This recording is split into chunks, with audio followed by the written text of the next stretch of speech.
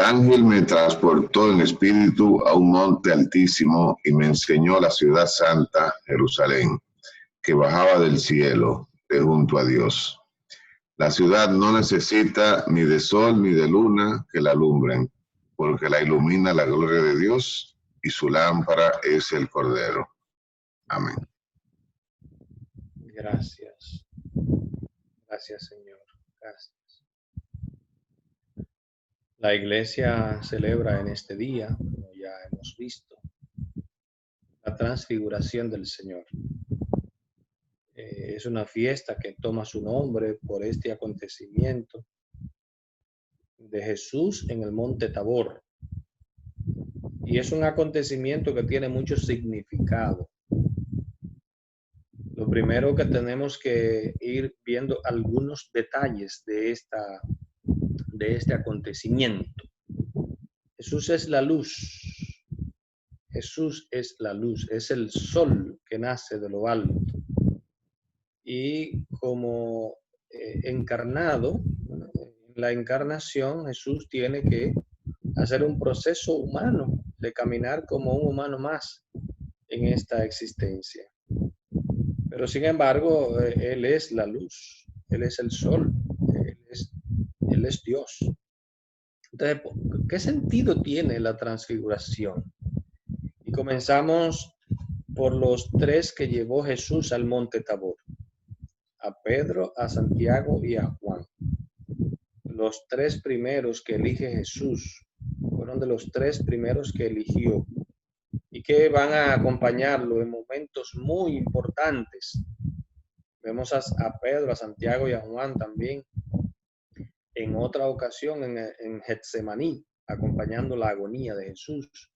Cuando Jesús sana a la hija de Jairo, la resucita, ahí estaban ellos tres también, y así otros acontecimientos en los que fueron testigos estos tres. Es un misterio, nadie puede decir por qué, porque no lo dice el Evangelio, ni Jesús tampoco ha explicado por qué a ellos tres. Cuando lleguemos al cielo me lo acuerdan para preguntárselo a Jesús delante de ustedes, quizás Él nos lo explique. Pero ahí están los tres. Y en un momento determinado, pues, Jesús se transfigura. Su rostro se convirtió en un rostro resplandeciente.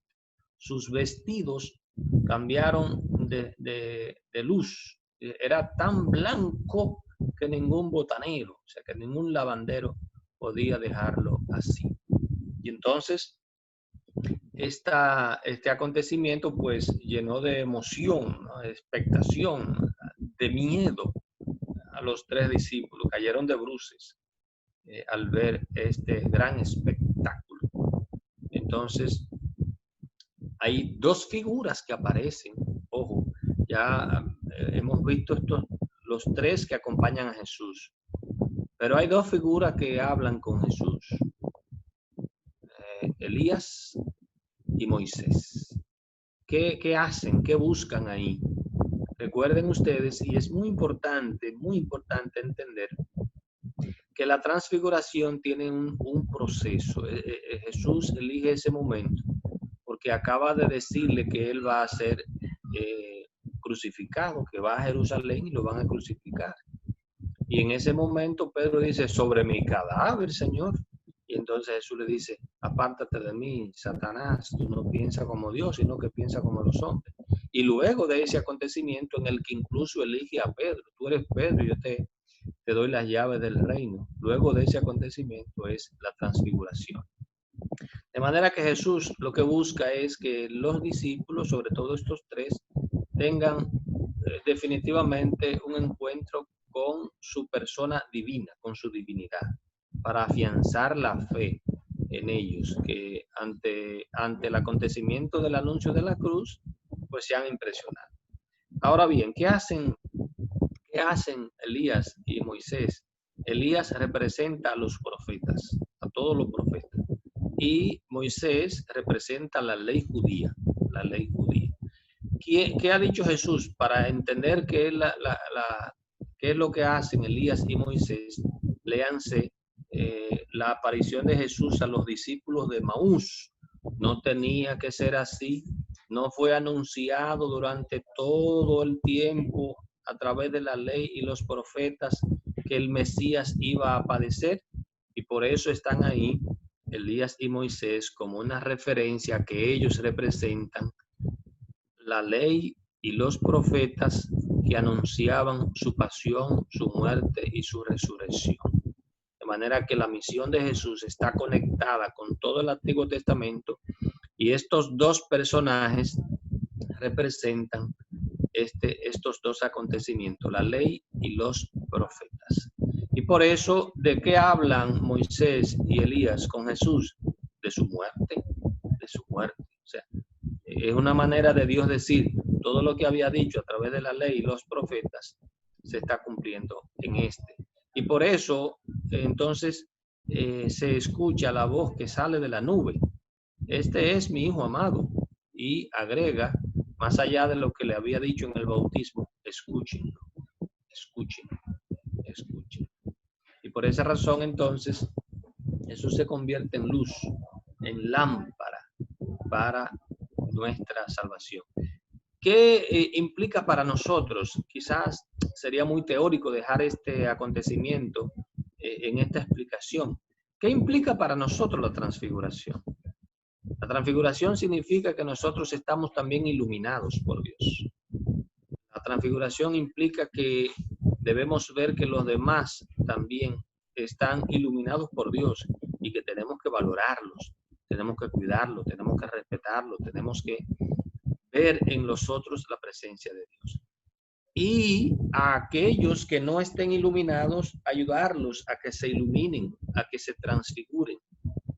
Por eso la transfiguración se ve en el rostro.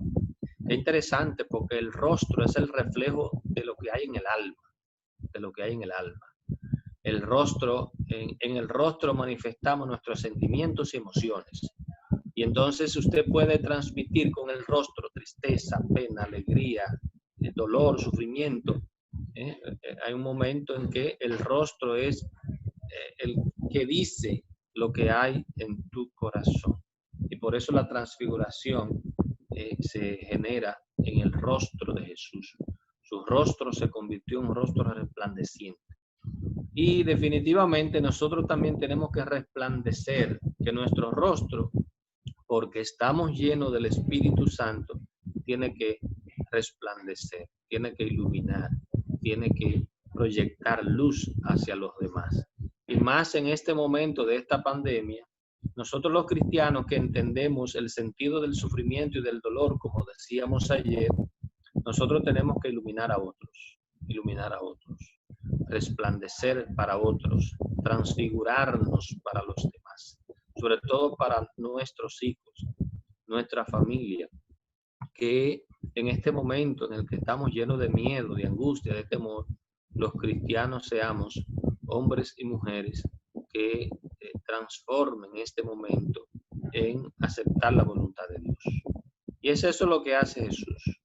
La conversación sería mucho más larga esta conversación, pero no quiero yo abusar del tiempo que se estima para esta reflexión. Que el Señor nos ayude primero a descubrirlo a Él como el sol que nace de lo alto, la luz del mundo, que no tiene ocaso, que no tiene fin. Y que esa luz sea para nosotros también fuente de transformación, fuente de transfiguración para nosotros. Que el Señor nos ayude. Le voy a pedir